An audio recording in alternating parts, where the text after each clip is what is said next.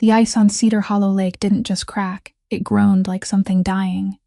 On a bitter February evening, deep in the snowbound backcountry of Vermont, 28-year-old Delia Hartwell hauled 3 small, shivering lives out of the black freezing water, never imagining that the figure sinking beneath the shattered ice was a man half of New England was hunting. She'd once been an ER nurse in Chicago, until the day she dared to report a powerful doctor and got herself blacklisted out of the entire profession, stripped of her job and everything she'd built. Now she was just a single mother with chestnut hair tied back in a hurry and tired gray eyes that had never once learned how to quit. Scraping by as a traveling vet out of a lakeside cabin the bank was about to seize, raising her 6-year-old daughter Pippa, who fought asthma every winter.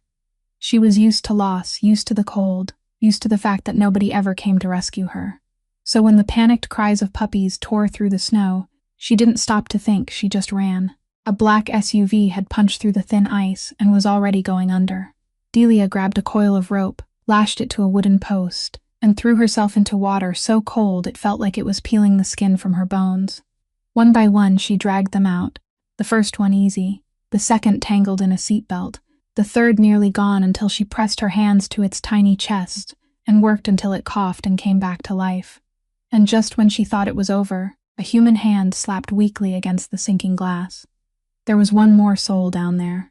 She dove a final time, locked her arms around a heavy, broad-shouldered man, and when she dragged him onto the snowbank, she froze. Beneath his torn, expensive coat was a bullet wound bleeding from his side. This was no accident. This man with his hard, square jaw, the faint scar along his jawline, and eyes the cold gray of steel, hadn't simply driven off the road. Someone had wanted him dead. And Delia Hartwell, a woman with nothing left to lose, had just pulled an entire deadly underworld straight into the middle of her living room.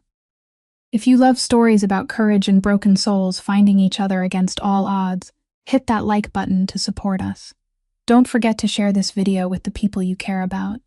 And subscribe to the channel today so you never miss what happens next. The man was as heavy as a fallen tree, and Delia knew that if she hesitated for even one more minute, both of them would freeze to death on this lake shore. The biting cold fought her at every turn, making every movement a test of sheer will as she forced her grip to hold the rope. She staggered to her feet in the shrieking wind, dragging his unconscious body away from the edge of the cracking ice, inch by inch, her heels sinking deep into the packed snow. Her old wood-hauling sled was still propped beside the ancient pine, where she had left it when she ran out, and she thanked heaven for the careful habits of someone who had lived alone for far too long. She rolled the man onto the wooden planks, his head lolling back, his lips already turning a bluish purple that Delia, with all her years in the emergency room, understood far too well. It was the color of someone slipping toward the other side. The 3 trembling puppies clung to her legs, soaked through and whimpering, and she had no hands left to carry them, so she could only tuck all 3 inside the front of her heavy coat, pressing them against her chest to share with them the last bit of warmth she still had. Then she began to pull. The distance back to the cabin was only a few hundred yards, but in the roaring snowstorm, it felt as long as an entire lifetime. Snow lashed her face in waves as sharp as needles. The wind blew straight against her until every step became a battle, and the rope cut into her torn palms so painfully that she had to clench her teeth to keep from crying. There was a moment, only one moment, when her knees buckled, and a tiny voice inside her head whispered that she couldn't do it, that this man was a stranger, that Pippa was still asleep inside the house, and she had no right to die out here for someone she had never met. But then the old instinct rose up, the instinct that had been bred into her blood through all the years she had worn a white coat, the instinct that never asked who the person lying in front of her was, whether he deserved to be saved or not, but asked only one question: was he still breathing? And he was still breathing, so she got up. She gathered every last bit of strength left in a 28-year-old body that had grown far too used to carrying burdens, and she pulled. The cabin door appeared through the snow like a pale yellow lighthouse, firelight from the hearth spilling through the frost-covered window panes. Delia slammed her shoulder into the door, shoved it open, and a wave of warm air rushed out to meet her like an embrace. She dragged the sled over the threshold, wood scraping against wood with a harsh creak.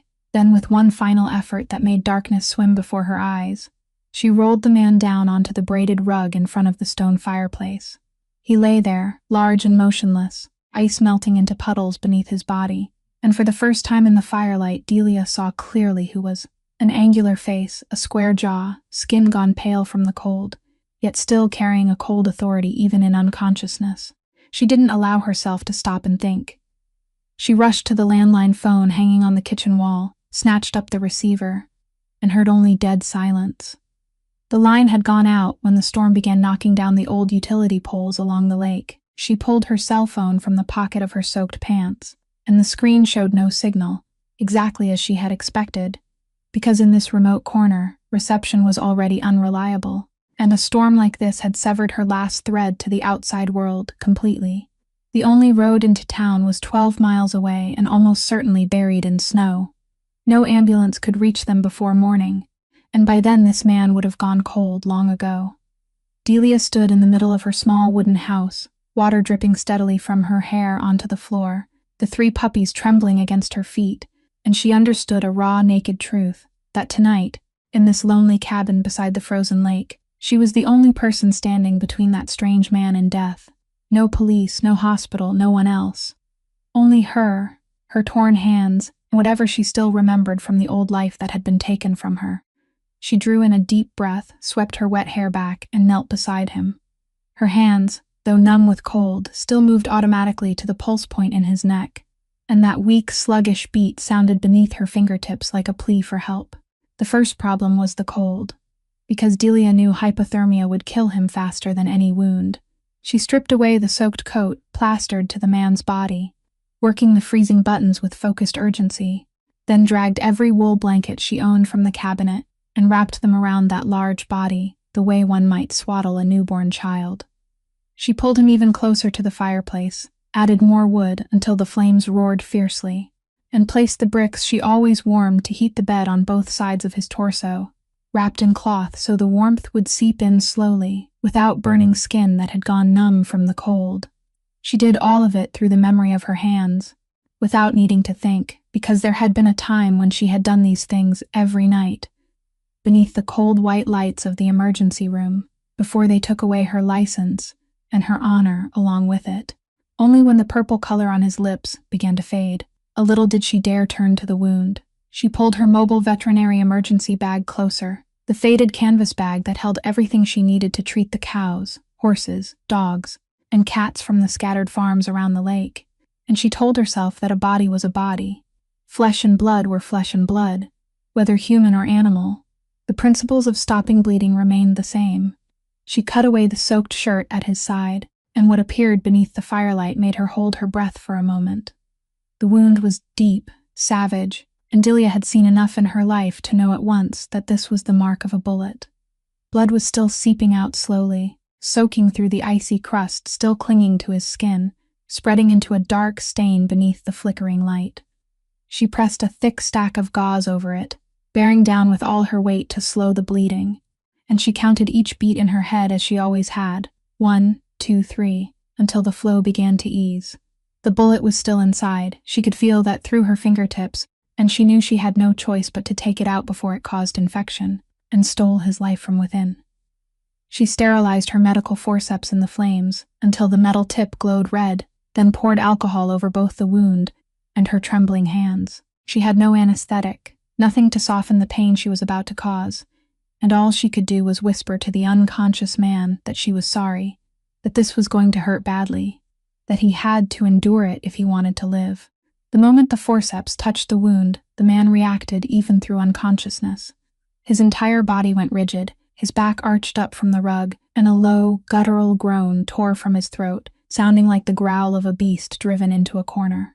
His teeth clenched hard, every muscle in his body rigid with pain, and his large hand groped through the air before suddenly catching Delia's wrist, squeezing so tightly she thought her bones might break. She didn't pull away. She had been grabbed by panicked patients before, clawed at, clung to, screamed at, and she knew that behind that desperate strength was only a human being afraid of death. "Hold on to me," she said softly, her voice strangely calm amid the storm howling outside. "You can hold on to me if you need to, but I'm not going to stop." And she didn't stop. With a precision that only years of harsh training could bring, She extracted the bullet, dropped it with a sharp clink into the metal bowl beside her, then cleaned the wound and began to stitch, one suture at a time, her hands steady even though her heart was pounding like a war drum. Throughout it all, the man kept sinking and rising through delirium, and from his dry, cracked lips, broken words occasionally spilled out in a language Delia didn't understand, heavy, sharp syllables from some Eastern European tongue, sometimes sounding like a warning, sometimes like a name called out in despair. She didn't know what he was saying, but she heard the pain inside it, and pain didn't need translation. When the final stitch was done, Delia dropped heavily onto the floor, her back leaning against the leg of a chair, sweat soaking her, even though the room was still cold. She looked at the strange man, his breathing now a little more even, and she knew she had just pulled him back from the edge of the abyss, but only by one small step. He had lost too much blood, his body had endured the cold for too long, and fever was beginning to rise hot beneath his skin. He was still far from safe, and Delia understood that tonight was only the beginning. Time inside the cabin passed to the labored rhythm of the strange man's breathing, and Delia sat there with her knees drawn up, her back against the leg of the chair, not daring to take her eyes off him. The fire in the hearth crackled softly, throwing streaks of amber and orange light across his shadowed features as he sank deeper into fever. And the longer Delia looked, the more she felt unease rising in her chest like water swelling beneath a sheet of ice. She had spent her whole life saving people, but she had never saved a man with a bullet wound in his body. People didn't get shot for no reason. People didn't drive an expensive car into a frozen lake in the middle of the worst storm of winter for no reason. Not in a lonely place even the locals avoided when the weather turned, and the clothes he wore, though torn to pieces and soaked through, still revealed fabric so expensive that someone like her wouldn't have dared dream of it in a lifetime, while the watch on his wrist was heavy and cold, and worth more than the house she was sitting in. This man didn't belong to the world of poor farms scattered around Cedar Hollow Lake. He came from somewhere dark and dangerous, and Delia felt a chill run down her spine at the thought that whoever had shot him wouldn't stop hunting him just because he had gone under the water. She tightened her grip, resting her chin on her knees as her memories came back without permission. Chicago. That name echoed in her mind now like an old scar aching whenever the weather changed. She missed the emergency department, the fast-paced adrenaline, and the pride of wearing a white coat. But that life had been brutally stripped away just because she chose her conscience over silence. Now, those memories only sharpened the bitter contrast between her past and the bleeding stranger on her rug by healing livestock instead of human beings, and she had told herself that all she needed was peace, a roof over Pippa's head, nothing more. But even that small thing, the world wouldn't let her keep. The bank notice still lay on the kitchen table, where she had set it down 3 days ago, and hadn't found the courage to touch it again. That cold sheet of white paper and black ink telling her she had very little time left before they came to take away this cabin, the last home she and her daughter had. And now, as if fate hadn't tormented her enough, it had thrown a strange man across her threshold, dragging behind him an entire world she had never wanted to be involved in. She looked at him, the large man lying motionless on her rug, and one question kept repeating in her mind like an alarm bell. Who had she just brought into her home? Who was he? Who were the people hunting him? And when this night was over, would she have to pay for her kindness with Pippa's safety? In the corner of the room, the 3 puppies had long since fallen asleep, curled into one another in a warm little pile of fur, and their innocent peace only sharpened the unease gnawing at Delia. She couldn't sleep. She didn't dare sleep. She only sat there, watching over the stranger's breathing, listening to the storm howl outside, and waiting for dawn with the heavy feeling that when the sun rose, she would have to face answers she perhaps had never wanted to hear. She didn't know that the answer would come sooner than she imagined, and that it would change everything. She must have dozed off without realizing it, because the next thing she became aware of was barking, sharp and urgent, tearing through the night and dragging her out of her fitful haze. The 3 puppies had sprung up from the warm little pile of fur in the corner, and they were no longer the tiny exhausted creatures they had been only a few hours earlier.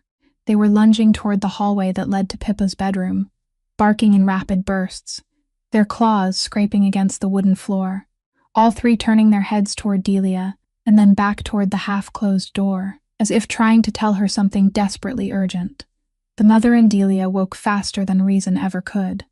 She shot up from the floor, her knees still stiff and numb from sitting too long, and rushed toward her daughter's room, her heart pounding hard inside her chest. She pushed the door open, and in the faint glow of the nightlight, she saw Pippa sitting up in bed, her small shoulders rising and falling with each strained breath, her tiny hands gripping the blanket, and the familiar wheezing sound Delia feared more than anything in this world coming from her child's chest. An asthma attack. Delia had lived through this moment enough times not to panic, even though her heart was clenching.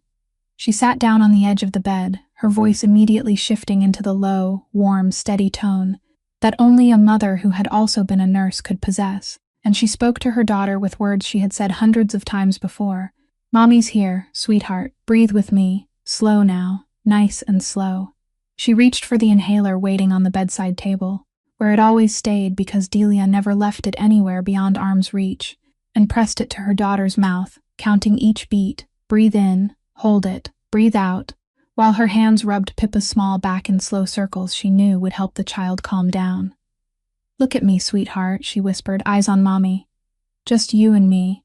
There's nothing to be afraid of," and Pippa looked at her, her wide round eyes still wet with fear, fixed on Delia's face as if it were the only anchor in the world, and little by little, her breathing steadied.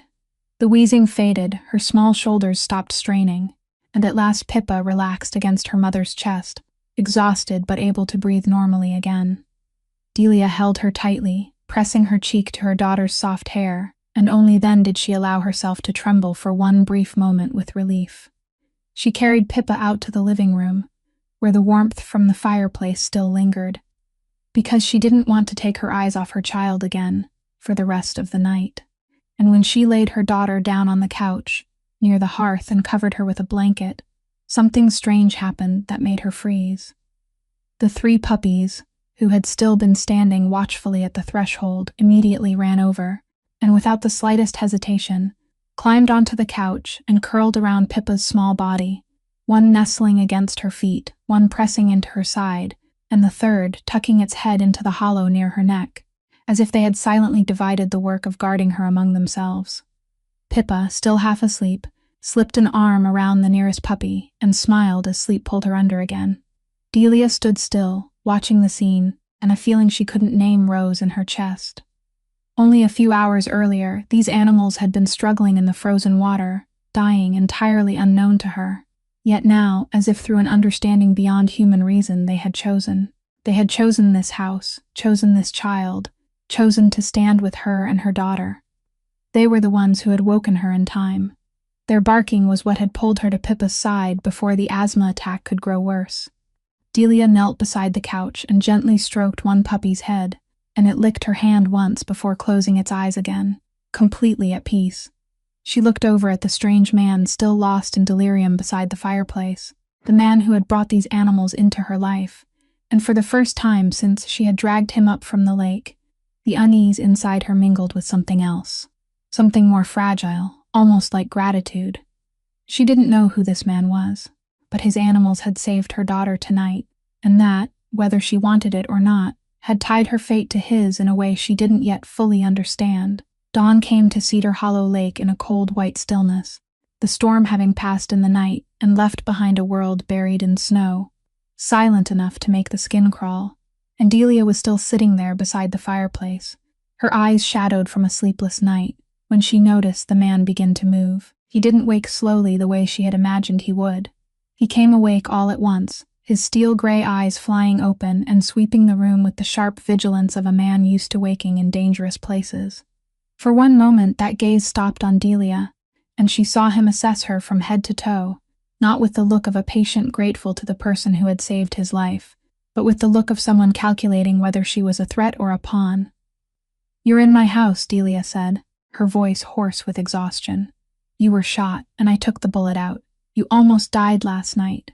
The man didn't answer at once. He tried to push himself up, and immediately the pain in his side stopped him cold, his face going pale, the muscles along his jaw standing out as he clenched his teeth and swallowed back a groan. Delia caught herself rising by reflex, ready to help him, then stopped. because there was something in this man's bearing that made her afraid to touch him. At that very moment, a phone began to ring. The sound came from the wet coat Delia had draped over a chair to dry near the fireplace, a steady, persistent ringing. It was a heavy, military-grade satellite phone, the kind that didn't rely on local cell towers siped out by the storm. The man snapped his head toward it with an urgency she hadn't seen in him before. "Give it to me," he said, and those were the first words he had spoken, his voice deep and rough, carrying a heavy foreign accent that now, with him awake, was much clearer than the fevered mutterings of the night before. Delia hesitated, then took the heavy device from the coat pocket and handed it to him. He pressed it to his ear, and she heard an urgent voice coming from the other end, but he only answered with a few short sentences in a language she didn't understand, his eyes sharpening with every word. Then he ended the call, and silence fell over the room, heavy as a damp blanket. Less than 10 minutes later, the sound of an engine reached them from the snow-covered road outside, followed by quick, decisive footsteps crunching across the ice, and then a knock sounded at the door. 3 clean, forceful strikes. The puppies sprang up and growled. Delia stood rooted in the middle of the room, her heart pounding, and before she could decide what to do, the man spoke, loud enough to carry through the door, one single word in English. "Marlowe." The door opened, and another man stepped inside, leaner but solid, his cold, careful gaze sweeping the room in an instant, taking in every detail, taking in Delia standing there with her bandaged hands. He crossed the room, dropped to one knee beside the wounded man with a respect Delia could not mistake, and the words he spoke made the blood in her body feel as if it had frozen. "Mr. Vukovich," he said, his voice low and tense, "we've been searching for you all night. Are you all right?" Vukovich. The name struck Delia like a blast of cold wind. She didn't know much about the underworld. She was a nurse from Chicago and a single mother in a country town. But even she had heard that name in passing on the news, tied to ports, shipping routes, investigations that never seemed to go anywhere because witnesses kept disappearing one after another. That name didn't belong to an ordinary man who had been in an accident. It belonged to a force. She stepped back, her spine touching the wall, and she looked at the man she had stayed awake all night to save with completely different eyes. The man, Lazar Vukovich, caught that look, and something passed across his face, not triumph, but almost regret. He understood very well what she had just realized. He let out a faint breath, leaned his head back against the chair, and when he spoke his voice was low, and carried a bitter truth neither of them could deny. "You should let the water do its work, nurse," he said. His intense gaze was fixed on her. "Now both of us are in trouble." And outside, across the endless white snow, Delia knew the door back to her old quiet life had just closed behind her forever. Marlowe stepped outside to watch the road, leaving Delia and the man named Vukovich in a room now filled with a silence completely different from the one that had pressed around them the night before. Delia poured a cup of warm water and set it beside him, not because she was no longer afraid, but because the instinct to care inside her was stronger than fear. And Lazar watched that gesture for a long time as if it were a language he had forgotten how to read. "You have the right to know who you brought into your house," he said quietly, after a while, his voice having lost some of its guarded coldness. "The man who shot me, the man who wanted me dead at the bottom of that lake, wasn't an enemy. He was my own blood." Delia sat down in the chair across from him, her bandaged hands resting on her knees, and she listened. Lazar told it one sentence at a time, in the deep, rough voice of a man too tired to hide anymore. He told her about a family that had immigrated from the distant Balkans, about a father who had built everything from nothing at the ports of New England, about the shipping empire he had inherited along with all its dark secrets. And he told her about Cassius, the cousin he had raised like a younger brother, the man he had trusted with the most important parts of his work, the man he had never once imagined would betray him. "But greed doesn't know blood," Lazar said, his gaze fixed on the fire as if he were looking back at everything he had lost. "Cassius wanted more than his share. He wanted everything, the ports, the routes, the things my father spent his entire life building, and to have them he needed me to disappear in a way that looked natural." He gave a faint laugh, a laugh with no trace of joy in it, an accident, a car sliding off an icy road and plunging into the lake during a storm. No one would suspect anything. No questions would be asked, and Cassius would step in to take over everything with the grieving face of a younger brother who had just lost his elder.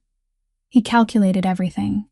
He just didn't calculate that some reckless woman would jump into freezing water and drag me out. He looked up at Delia, and in those steel-gray eyes was something she hadn't expected, a curiosity almost gentle.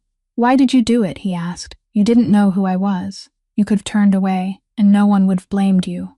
Delia was silent for a while, then answered with the simplest truth she had. "Because it's what I do," she said simply. "I don't filter lives based on who deserves it." Lazar tilted his head as she quietly shared the heavy cost of her past honesty. "They had power," she added, her voice barely a whisper, "and the truth wasn't enough to save me then." When she finished speaking, a strange silence settled over the room, and she realized Lazar was looking at her in a completely different way, no longer with the calculating stare of a predator, but with the gaze of someone who had just recognized a kindred sufferer. "A hospital abandoned my sister," he said, and his voice was so quiet that Delia had to lean forward to hear him.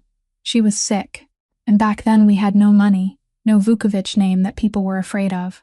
I carried her to the emergency room doors, and they looked at us like we were two filthy animals, and they made her wait until it was too late. I swore over her body that I would never be powerless again, never let anyone have the right to look down on me like that again."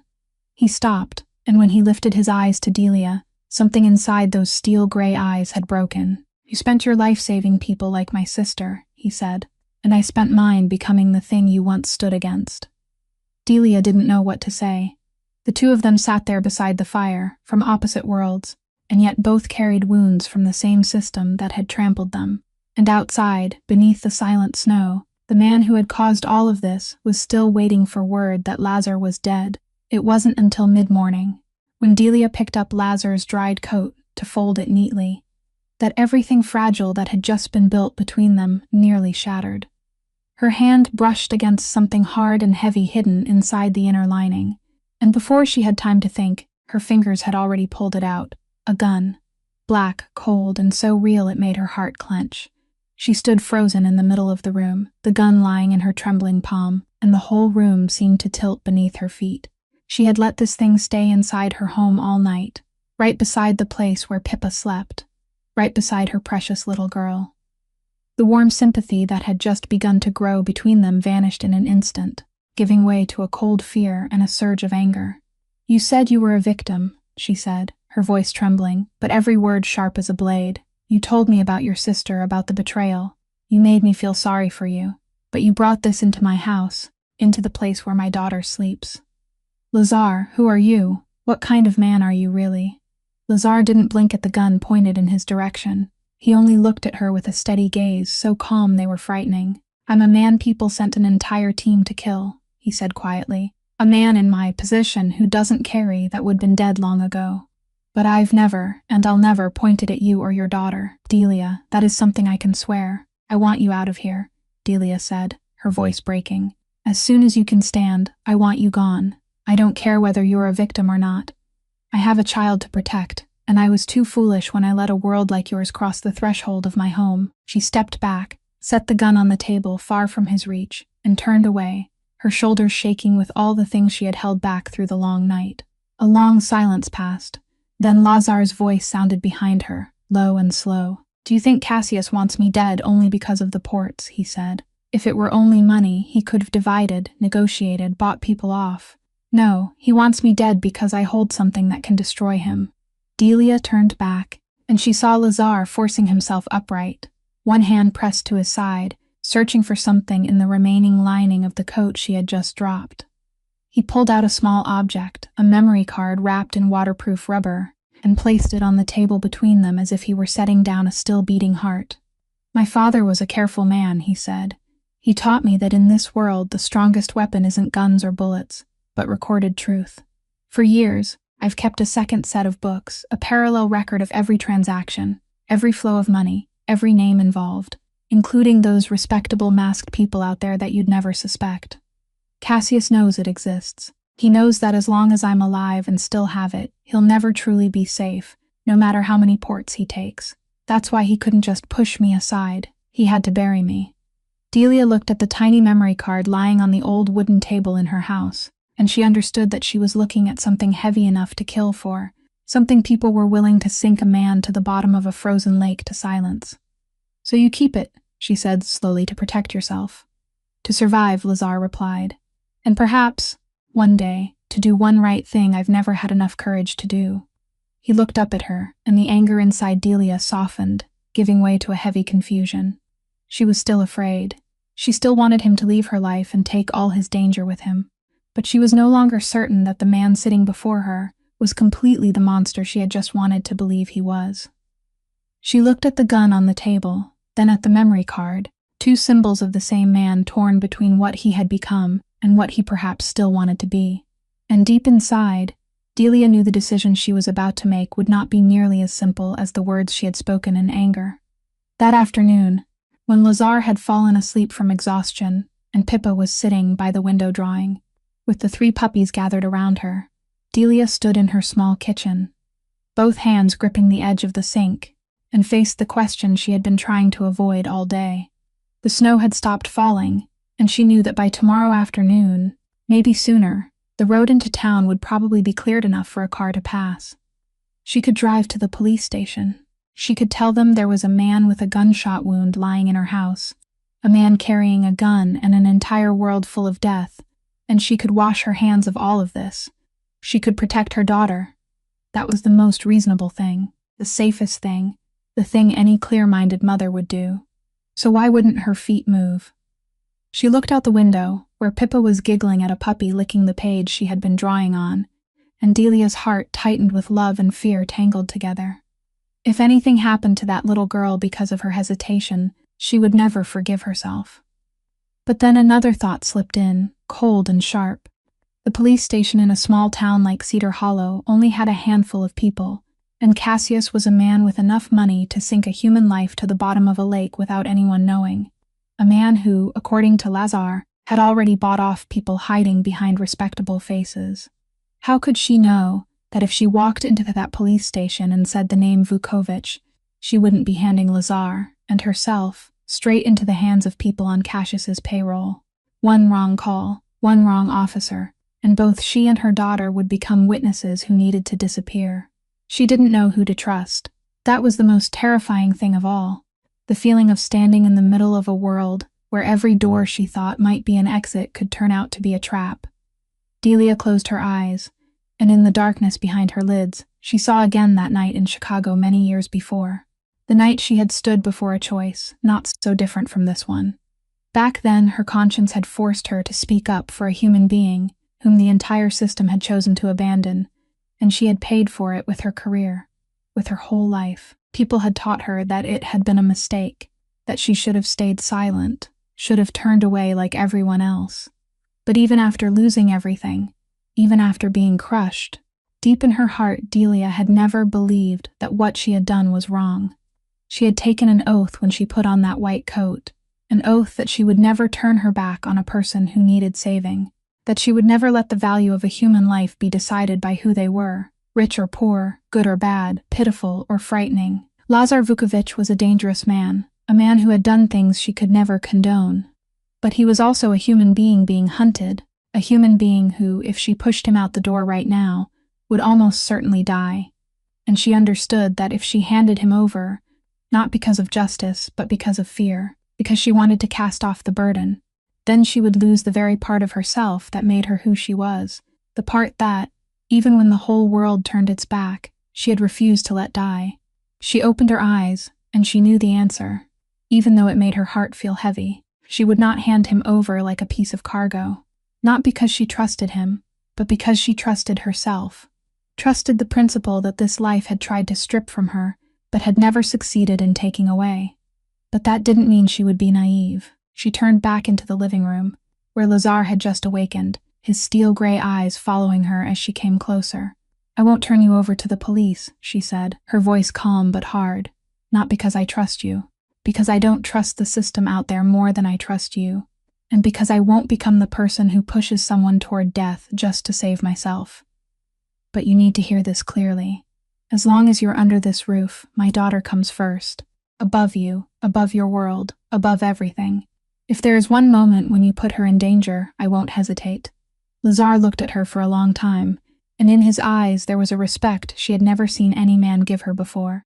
"You are the bravest person I have ever met," he said quietly. and the first person in many years to make me believe that kindness still exists in this world. Marlowe came back into the house as the afternoon light began to fade, bringing with him the outdoor cold clinging to the shoulders of his coat and a new tension carved into a face that rarely softened to begin with. In his hand was Lazar's watch, that heavy, expensive object Delia had taken from his wrist on the first night and forgotten on the shelf, and there was something in the way Marlowe held it that made the whole room sink. "I need you to see this," Marlowe said, placing the watch on the table in front of Lazar. "I noticed something unusual about it, so I opened it." He turned over the back of the watch, and inside, hidden among the delicate gears, was a tiny chip that didn't belong to any timekeeping mechanism, a miniature electronic eye still blinking quietly. Lazar looked at it, and his face darkened like the surface of the lake before a storm. "A tracking device," he said, his voice dropping with danger. "Cassius planted it here. That's how he followed me, how he pushed me onto the lakeside road that night. He didn't leave anything to chance." Marlowe nodded, his expression grave. "But it's worse than that, sir. This chip is still working." Delia, leaning against the kitchen doorway, felt a cold current run down her spine. "So he knows," she said almost in a whisper. "He knows you're here." "Not exactly," Marlowe replied, explaining in the flat voice of a man used to calculating matters of life and death. "The signal is very weak and intermittent, probably because the chip took in lake water, and the cold damaged its battery. It doesn't give an exact location. It only sends out scattered bursts, enough to point to a wide area around Cedar Hollow Lake, not to one specific house, and that is exactly what has saved us until now." He stopped, then continued, and every word he spoke felt like a cold stone dropped into Delia's heart. "All this time, Cassius has believed you were dead. The last signal he received came from the bottom of the lake, exactly according to his plan, and he waited comfortably to take over everything. But now the chip has begun transmitting again, and more importantly, it is moving. From the lake onto shore, into this house. A corpse doesn't walk by itself. The moment Cassius sees that signal move, he'll understand immediately that you're alive, and once he knows you're alive, he'll understand that the incriminating evidence is still somewhere within your reach." Lazar closed his eyes for a brief moment, and when he opened them, his gaze had returned to the cold sharpness of a predator driven into a corner. "Then he won't wait anymore," he said for Marlowe. "He'll come." "Yes," Marlowe nodded. "But the signal is too weak to lead him straight to the door. He'll know it's around this lake, but there are dozens of cabins scattered through the woods around the lake. He'll have to send men to search section by section, narrow the area down, check each cabin one by one. That gives us a little time. Not much, one night perhaps. He won't risk bringing men in during the day, while the road still isn't fully clear and they could easily be seen. He'll wait until dark." Delia listened to those words and felt as if the ground beneath her feet had fallen away. One night. That was all she had before the men who had tried to sink a living man to the bottom of a frozen lake came to the very threshold of her home, where her daughter was sleeping. She looked toward Pippa's room, then at Lazar, then at Marlowe, and in that moment, every last trace of hesitation inside her dissolved, replaced by the cold clarity she had once carried through the most brutal emergency cases. "Then we destroy it," she said, pointing to the chip that was still blinking. "Destroy the signal so he won't know exactly." "No," Lazar said, and something flashed in his eyes. "If we shut it off suddenly, he'll know someone found it, and he'll be even more certain that I'm alive and that someone is helping me. Let it keep transmitting. Let him think he's hunting a wounded, isolated prey." He lifted his eyes to Delia, and in that gaze was a resolve as cold as ice. "Because when he comes," he said quietly, "he won't expect that prey to be ready and waiting for him." Outside the window, darkness began to settle over the lake, and with it, a silent countdown had begun. The decision came to Delia at once, without a single second of hesitation, because amid all the dangers tightening around the house, there was only one thing that was absolute to her, and that was that Pippa had to be out of there before night fell. She didn't allow herself to imagine any version of events in which her daughter was still inside this house when those men arrived. She pulled Marlowe into a corner, her voice urgent but not trembling, the voice of a mother who had fully crossed into a state where only one task in the world remained. "About 5 miles west of here, there's an old woman named Esther," she said. "She lives alone, she's kind, and she's far enough from this lake that no one will think of her. I need you to take my little girl there right now, while it's still light and the road can still be crossed. I need you to swear to me that you'll place her directly into that woman's hands and that you won't let anything happen to her." Marlo looked at her for a moment, then nodded, a slow, certain nod from a man who understood the weight of the promise he was about to make. "I'll get the child somewhere safe," he said, "and I'll come back before dark. You have my word." Lazar, from the chair by the fireplace, spoke up, his voice low and firm. "Marlo is the only person in this world I trust completely," he told Delia. "If there's one man who can keep your daughter safe, it's him." Delia looked into Marlo's eyes, and though she had only known him for one day, she saw in them a hard honesty her instincts chose to trust. She nodded, then she went into the room, where Pippa was sitting among the 3 puppies, and she knelt down to meet her daughter's eyes, forcing a smile onto her face, though her heart was breaking. "Sweetheart," she said gently, "tonight you're going to visit Miss Esther for a little while, all right? She has lots of ginger cookies, remember?" Pippa furrowed her little brows, her big eyes looking at her mother with that strange intuition children always seem to have, that ability to sense something is wrong, even when no one says it out loud. "Are you coming with me, Mommy?" the child asked, and that clear little voice almost brought Delia to her knees. "Mommy has to stay here and help him get better, sweetheart," she said, reaching out to smooth her daughter's soft hair. "But I'll come get you soon, I promise." She held her child tightly, breathing in the scent of her hair as if trying to store it deep inside her chest, and she had to use every bit of strength she had to keep her voice from breaking. "You have to be good, listen to Miss Esther. And remember to take your inhaler with you. You remember, don't you?" Pippa nodded, then turned toward the 3 puppies looking up at her, and her eyes filled with tears. "If I go, who's going to play with them?" the little girl asked. Delia felt her throat close. "They'll stay here and wait for you," she said. "They'll help Mommy watch the house," and as if one of them understood her, a puppy sprang up and licked Pippa's cheek, making the little girl laugh through her tears. And that clear laugh was the most beautiful thing Delia had ever heard, and also the thing that broke her heart the most, because she knew she was sending her child away so that laugh could keep existing.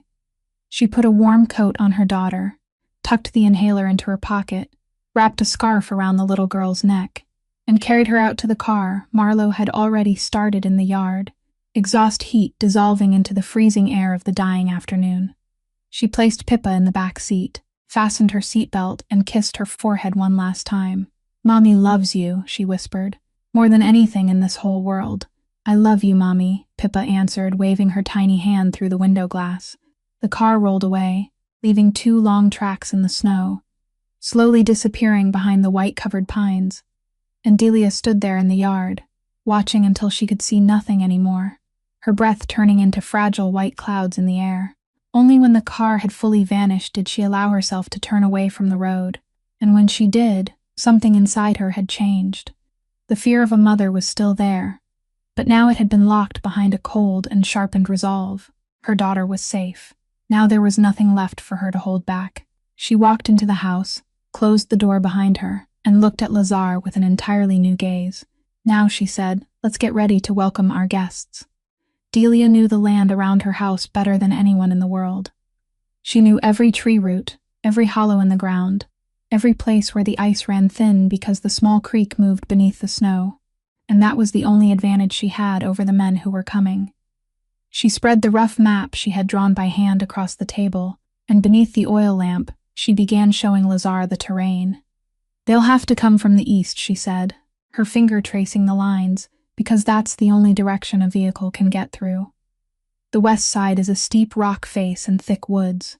No one with any sense would try to cut through there in the dark. And right in front of the house, under that smooth layer of snow, is where the creek runs underneath. The ice there is thin and weak. Anyone who doesn't know and steps on it will sink straight into the cold water below." Lazar watched her work, and in his eyes was a quiet admiration. "You're not just a nurse," he said. "I'm the daughter of a man who lived by the woods," Delia replied without lifting her head. "My father taught me that the person who understands the land is always stronger than the person who has more men." She set to work with the calm of someone used to facing matters of life and death. She took her father's old animal traps from the cellar, the ones she still used for foxes and weasels that raided the chicken coop, and placed them along the only approach, carefully hidden beneath the fresh snow.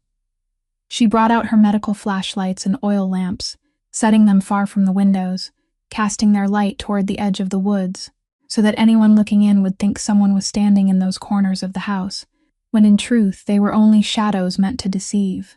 Decoys, she explained briefly. So they'll aim where no one is. Lazar tried to help. He rose from the chair to fasten the door bolts, but as soon as he lifted his arm to shoulder height, the pain in his side stopped him short, his face turning white, and he had to grab the back of the chair to keep from falling. Delia was beside him in an instant, one hand supporting his elbow. "You need to sit down," she said, her voice hardening into the command of a nurse. "Your wound hasn't healed. You've lost too much blood, and if you strain yourself now, you won't have any strength left when they come. You're not the hero tonight, Lazar. You're a badly wounded man, and your job is to save what strength you still have until it's truly needed."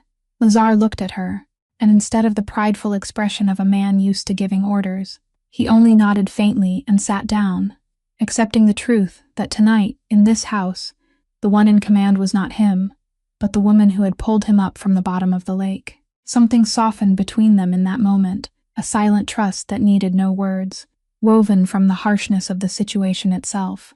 When she handed him the cleaned gun, placing it into his hand with a look that said she trusted him to use it only to protect and not to harm, Lazar accepted it with the solemnity of accepting an oath. The three puppies, as if sensing the tension rising in the air, no longer played. They lay low near the door, ears pricked, eyes bright in the darkness, and Delia knew their sharp hearing would catch the footsteps of strangers long before any human could. They were her living alarm system, the smallest and most loyal soldiers she had. Then, as if the earth itself had taken a side in the siege to come, the wind began to rise again outside, another snowstorm sweeping in and lashing against the windows, and within moments the only light bulb still glowing in the house flickered, then went out. The power was gone. The whole house sank into a darkness broken only by the flickering firelight from the hearth and the weak glow of the oil lamps. Delia stood still for a moment in that darkness, listening to the wind howl and her own heart pound. Then she felt Lazar's hand brush lightly against hers, not an intimate gesture, but a silent assurance that she was not alone tonight. "Whatever happens," he said quietly in the dark, "I won't let them touch you. You saved my life without needing a reason. Let me repay that debt." Delia didn't pull her hand away. She stood there in her dark house, between a storm and a danger drawing closer, beside a man who only 2 days earlier had been a stranger sinking at the bottom of the lake. And for the first time in a very long while she felt she wasn't standing against the whole world alone. Outside, in the thick curtain of snow, the faint glow of several pairs of headlights began to appear at the end of the road.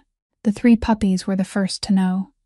Even before human ears could catch anything beyond the howl of the wind, they sprang up from where they had been lying near the door, the fur along their necks bristling, and a low growl rolled out of their small throats, that primitive warning sound animals have carried in their blood since the wild beginning of time.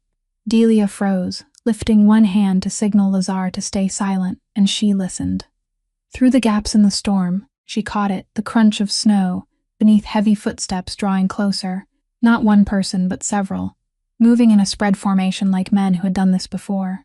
She blew out the nearest oil lamp, letting the house sink fully into darkness except for the firelight from the hearth, and she pulled Lazar back into the shadowed corner behind the thick stone wall, where no bullet from outside could reach. "They're here," she whispered, and Lazar nodded, his gun ready in his hand, though she could see he was forcing every bit of will he had into keeping his arm from shaking with exhaustion. Outside, the dark figures moved into the snow-covered yard, following the false pools of light Delia had set out, exactly as she had planned. She held her breath as she watched through the narrow crack of the window, and she saw them head toward the lamps, casting light into the far corners of the property, where they thought someone was hiding, completely unaware that every step was bringing them closer to the traps she had buried beneath the snow. Then it happened. A sharp metallic snap cracked through the night, followed by a cry of pain from a man who had just stepped into one of the traps hidden under the snow, and the whole formation jolted into confusion. A voice barked out an order to spread out, but in the darkness and the storm, they had no way of knowing which patches of ground were safe to step on. Another man, backing away too quickly to avoid his companion, planted his foot on the smooth stretch of snow directly in front of the house, the spot where the creek ran underneath, and the thin ice broke beneath his weight, dropping his leg into the freezing water up to the knee. He shouted from the cold that knifed through him and struggled wildly to pull himself free.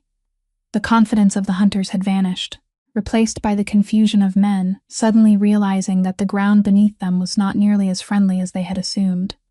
Huddled in the darkness, Delia felt a cold satisfaction.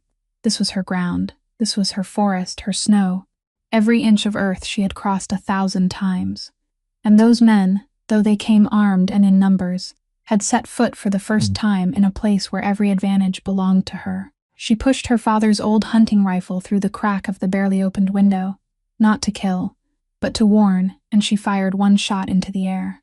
The blast cracked through the storm with a booming force that sent the men outside, dropping flat into the snow, disoriented, unable to tell where the shot had come from, or how many people were fighting them. In those precious few seconds, their confidence collapsed. They had thought they were coming to finish off a wounded animal on its last breath, a lone fugitive, weak and cornered.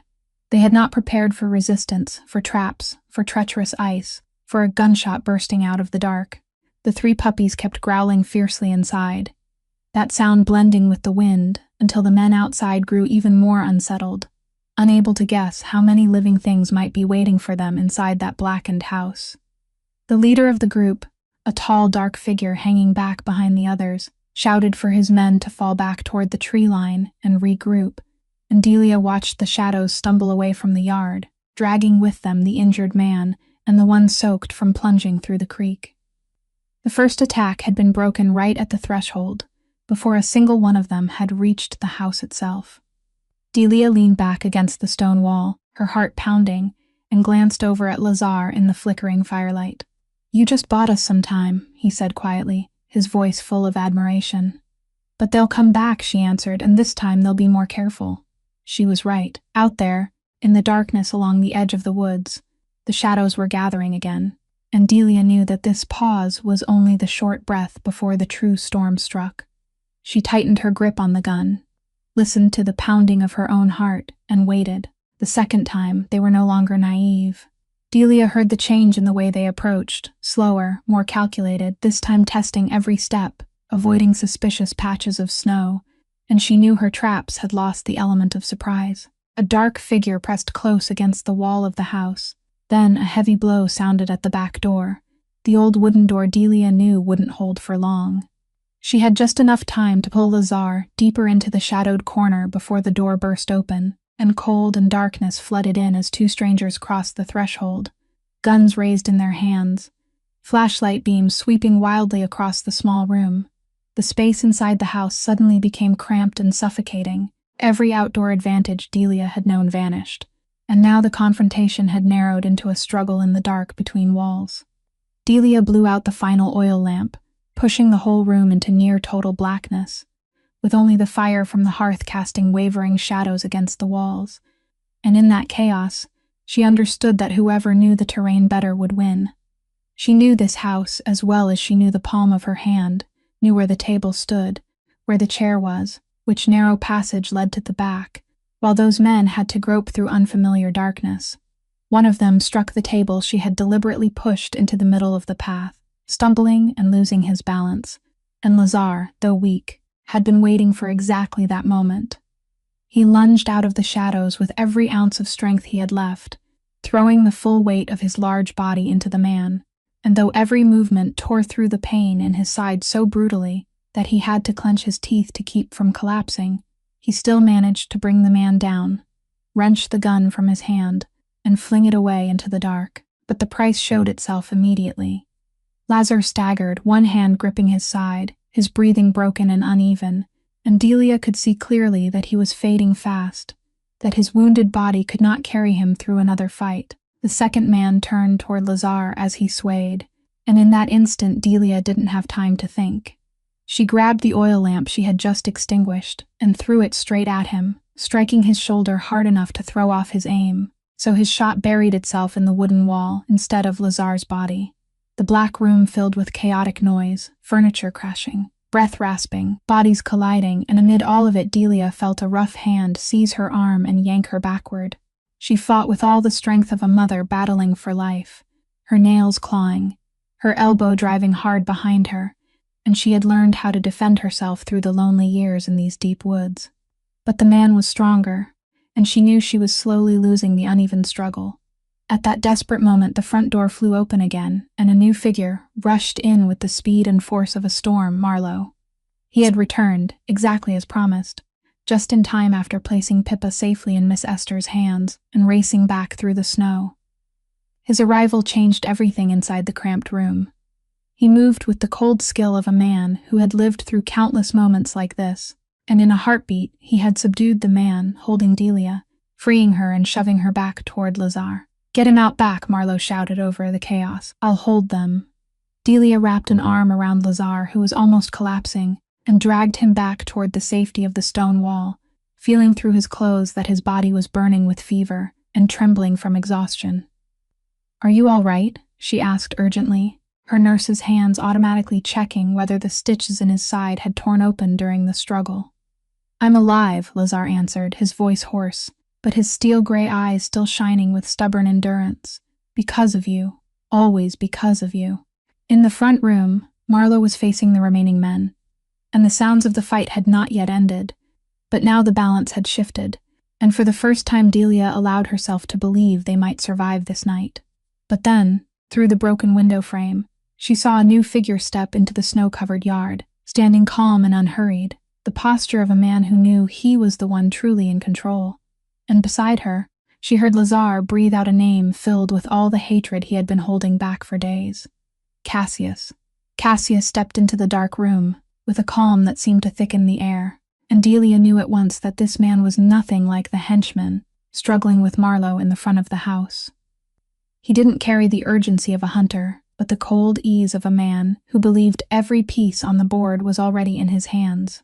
The firelight from the hearth fell across his face, a face that carried faint traces of Lazar's features, the same blood, but warped by greed, and his eyes swept the room until they stopped on his cousin leaning against the wall, wounded and exhausted.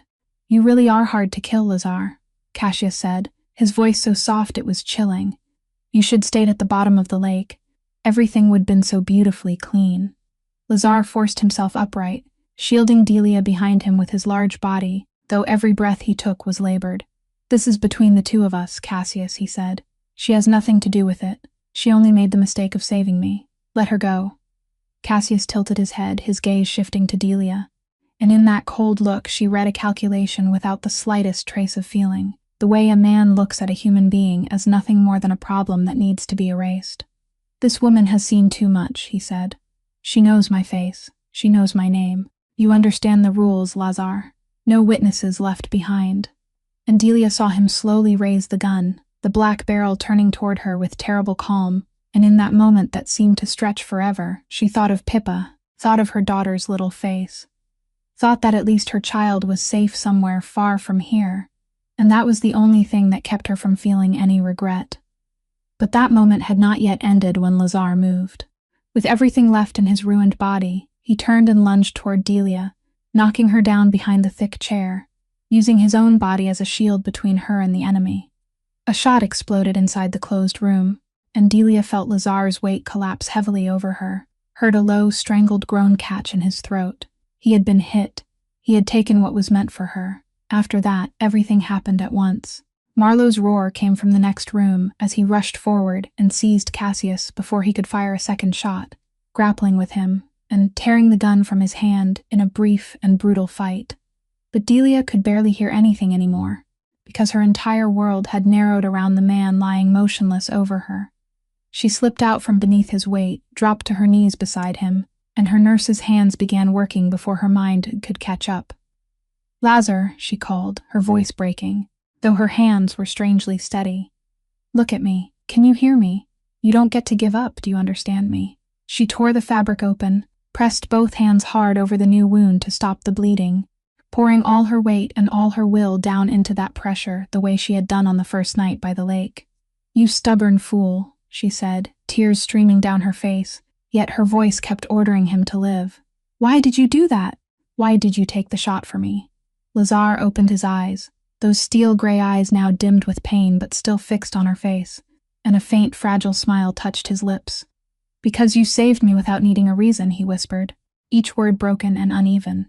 "I only wanted, once in my life, to do the right thing without counting the cost. You taught me that, Delia."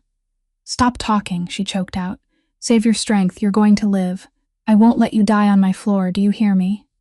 Not after everything we've been through." And as she knelt there in the flickering firelight, her blood-soaked hands pressed tightly against the wound of the man who had taken a bullet meant for her, Delia understood that the circle had closed.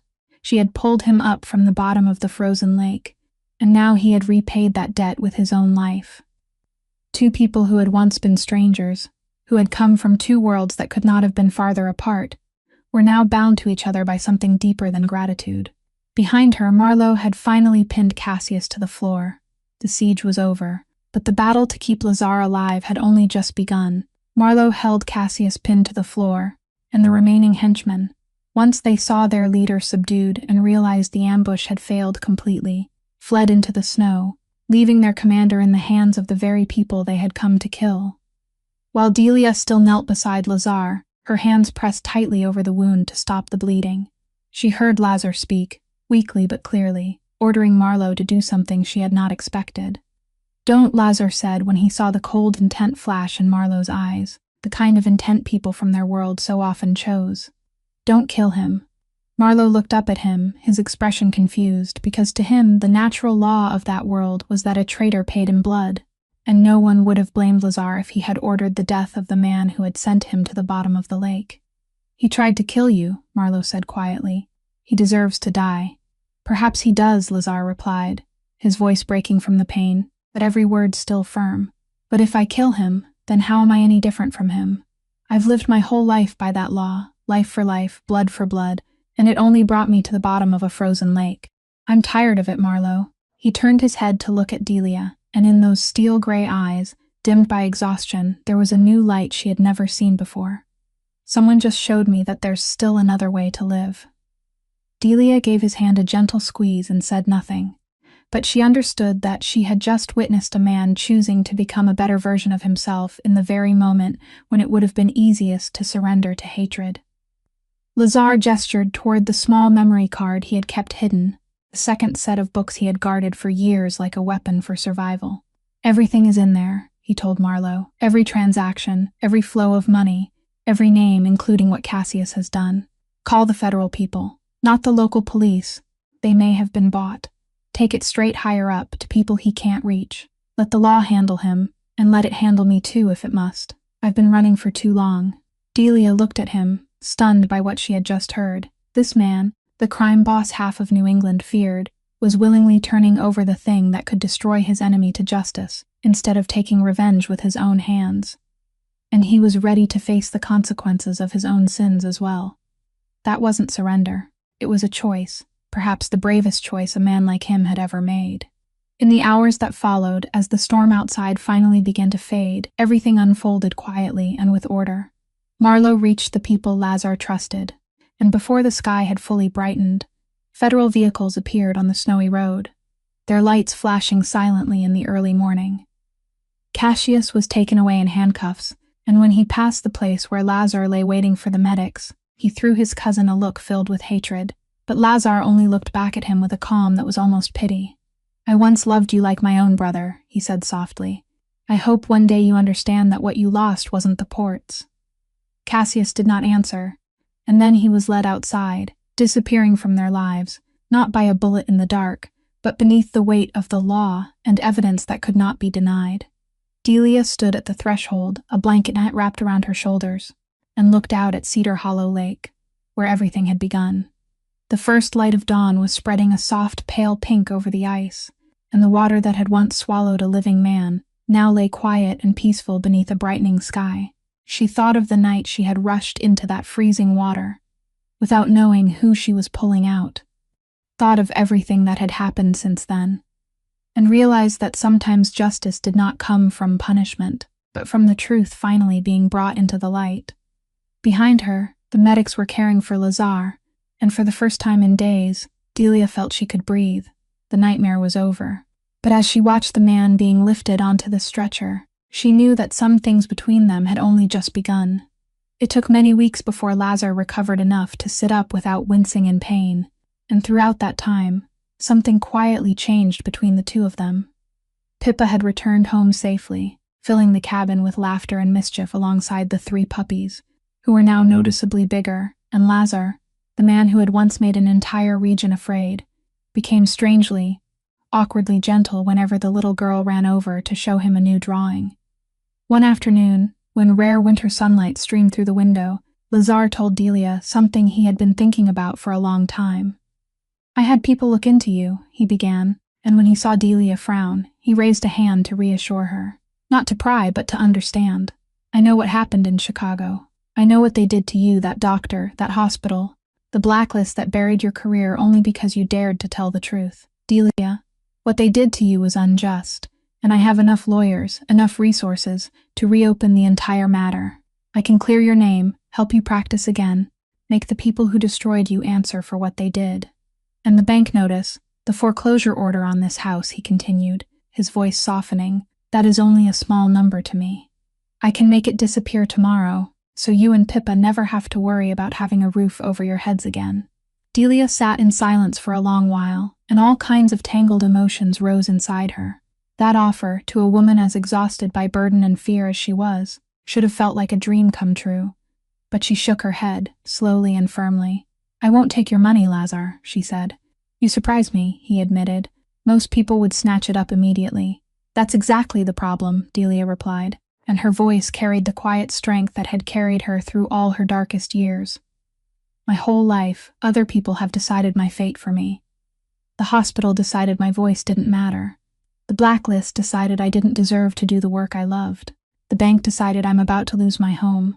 I'm so tired of having my life sit in someone else's hands, whether that person wants to destroy me or save me. If I let you use money to erase all my problems, then I'm only trading one kind of dependence for another." She stopped, and when she spoke again, her eyes were wet, but her voice didn't tremble. "I don't need a rich man to come save me like some prince in a fairy tale. I need to stand on my own 2 feet. Lazar looked at her, and instead of disappointment, deep respect rose across his face. "Then what do you need?" he asked gently. "Because I know you aren't foolish enough to refuse every form of help out of pride." Delia smiled, a tired but sincere smile, the first one she had ever given him. "The truth," she said. "That is all I want. I don't need your money to pay the bank debt. I'll find a way to handle that myself the way I always have. But your lawyers, the evidence you can reach, help me reopen the case in Chicago. Not so you can give me my innocence as a gift, but so I can have the chance to win it back myself, so I can stand before the board and speak the truth they buried. And so this time, justice stands on my side. I don't want you to rebuild my life for me. I only want you to give me back the hammer so I can build it myself." Lazar looked at her in silence for a long time, then he nodded, and in that nod was complete understanding. "You know," he said quietly, "I have spent my whole life used to people coming to me for what I can give them. Money, power, protection. You are the first person to look at me and want only one thing, to be respected as an equal human being." He held out his hand, not as a gesture of giving, but as a covenant between 2 people standing on equal ground. "Then I'll help you win back your voice," he said. "Not as a gift, but as repayment from a man who owes you his life. The rest, you will do yourself." Delia placed her calloused hand in his, and for the first time in many years, she felt she was not receiving pity, but stepping into a relationship where, at last, she was being seen exactly as the person she truly was. A resilient woman who had fallen many times, but had never once surrendered. Lazar Vukovic's transformation did not happen overnight, and that was exactly what made it real. A person cannot wash away an entire lifetime with a single vow or one moment of awakening, and Lazar understood that better than anyone. There were nights when he sat for a very long time by the window, looking out at the lake, wrestling with himself, with the things he had done in the years before, with the part of him that had grown used to solving every problem through power and fear. But every time that happened, he thought of Delia plunging into the freezing water to pull up a stranger without needing to know who he was, thought of the way she treated him as a human being and not as a crime boss, and in that he found something that anchored him and kept him from drifting back toward the old darkness. The first thing he did was the hardest. He began dismantling, piece by piece, the underground empire his father had left behind, and that he had spent his youth building. The shadowy routes were cut off, the illegal dealings were ended, and what remained of the Vukovic company was restructured into a legitimate and transparent transportation business, a real logistics company that carried only things that could be declared in the full light of day. Many people from his old world thought he had gone mad, that he was throwing away a fortune, but Lazar had never felt clearer in his mind. For the first time in his life, he went to sleep without resting his head beside a gun. But the most meaningful thing, the thing Delia knew had touched the deepest part of him, was the foundation he created. He used part of his fortune to establish a medical fund, an organization dedicated to helping poor patients without insurance, the people the system was willing to abandon just as it had once abandoned his sister many years before. He named the foundation after his sister, and on the day the sign was hung, Delia saw that large man stand silently for a long time before the name carved on it, his steel-gray eyes shining with something she had never seen before. "She died because no one was willing to save her," he said quietly, his voice tightening. "My whole life, I took revenge on the world that killed her by becoming even crueler than it was. But you showed me that true revenge isn't spreading more darkness. It's doing what someone should have done for my sister. Saving the people no one else is willing to save." Delia placed her hand on his shoulder, and she said nothing, because she understood that there were moments when words only diminished what was sacred. She looked at this man, and she did not see a crime boss trying to atone, but a human being who had finally found his way back to the best part of himself, the part pain and power had buried for so many years. Life in the cabin by the lake slowly returned to peace, but it was a new kind of peace, fuller than before. Pippa, now completely safe and healthy, clung to Lazar with the innocent ease only children possess, calling him funny little nicknames and making him sit for hours while she told him stories. And Lazar, a man who had never known the tenderness of a home, received all of it like someone learning how to live from the beginning again. He learned how to chop wood for the fireplace, learned how to sit in silence beside Delia on evenings when snow fell beyond the windows, learned how to laugh honestly instead of with the calculating smile of a man in power. One evening, when Pippa was fast asleep and the 3 dogs lay curled beside the fireplace, Lazar looked at Delia and said something he had never said to anyone. "You know, before the night you pulled me out of that lake, I believed my life could only end one way, sooner or later, with a bullet or with cold water. I never thought there could be any other road for a man like me." He stopped, his eyes softening in a way none of his enemies could ever have imagined. "You didn't only pull me out of that water, Delia. You pulled me out of the man I had become." Delia smiled, and outside, Cedar Hollow Lake quietly reflected the moonlight, the water that had once nearly taken everything now lying peaceful like a promise that even the things that seemed frozen forever could one day thaw and begin to flow again. A year passed, and winter returned to Cedar Hollow Lake, but this time it carried an entirely different face. The snow still fell in a white blur, the lake still froze silently beneath the gray sky. But the small cabin on the shore was no longer the lonely refuge of a desperate woman. It had become a real home, warm with lamplight and alive with laughter.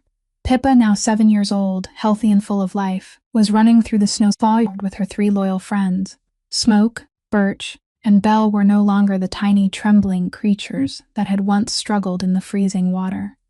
They had grown into 3 strong and beautiful dogs, always close beside the little girl, still carrying the protective instinct that had made them choose this family from the very first night.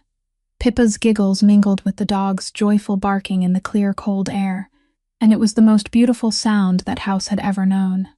Inside, Delia was hanging a new certificate on the wall, the license to practice she had won back by her own strength. With the support of the lawyers Lazar had introduced to her, she had returned to Chicago, had stood before the medical board, and this time, she had not been alone, had not been crushed beneath someone else's power. The truth that people had buried for years was finally brought into the light, her name was cleared, and the doctor from long ago had been forced to face the consequences of his negligence. Delia had not taken a single dollar to rebuild her life. She had won it back herself, piece by piece, with calloused hands and a will that had never surrendered, and now, on the door of the cabin, a small modest sign had been hung. A little clinic where she cared for both people and animals from all across the countryside around the lake, where she continued doing the work she had loved with her whole heart, the work no blacklist could ever take from her again. As the sun began to set, a familiar car turned onto the snowy road, and Lazar stepped out. He was no longer the crime boss the whole region feared, no longer carrying the cold, dangerous air of a man who always had to watch his back. He came like an ordinary man returning home after a day of honest work, his logistics company now operating transparently in the full light of day, and the medical foundation named after his sister had already saved hundreds of people the system had once been ready to abandon. When Pippa saw him, she cried out happily and ran toward him, the 3 dogs trotting after her, and Lazar knelt to catch the little girl with a warm, sincere smile, the smile of a man who had finally found something money and power had never been able to buy for him. Delia stood at the doorway watching the scene, and her heart filled with a peace she had believed for so long she would never feel again. She looked out toward the lake, where everything had begun on that fateful snowy night long ago. The water that had once roared, once swallowed, once nearly taken everything, now lay still beneath the sunset. And she knew that when spring came, the ice would melt, the water would flow again, and life would grow once more. Just like 2 people who had been frozen by life and by unjust systems, a woman stripped of her voice and a man imprisoned in the darkness of his own making, had finally learned how to thaw, how to forgive, how to live again. Because no heart is so frozen that it can never be warmed again, and no person is so lost that they can never find the way home, once someone is willing to reach out a hand without asking who they are. The story of Delia and Lazar reminds us of one simple yet profound truth, that unconditional kindness has the power to heal wounds that seem as if they will never heal, that a person's dignity does not lie in whether they are rich or poor, strong or weak, but in how they treat one another, and that sometimes all it takes is one person brave enough to believe in goodness to change an entire fate. If this story has touched your heart, please press the like button and share this video with the people you love to spread this beautiful message. Don't forget to subscribe to our channel so that every day you can listen to more meaningful and compelling stories. We truly hope to know how you feel about this story, so please leave a comment and share the thoughts that come from deep within your heart, because every line you share is a precious source of encouragement for us. Thank you for listening until the very last moment. May you and your loved ones always have abundant health, and may every day be filled with joy, peace, and happiness. Goodbye, and we'll see you again in the next videos.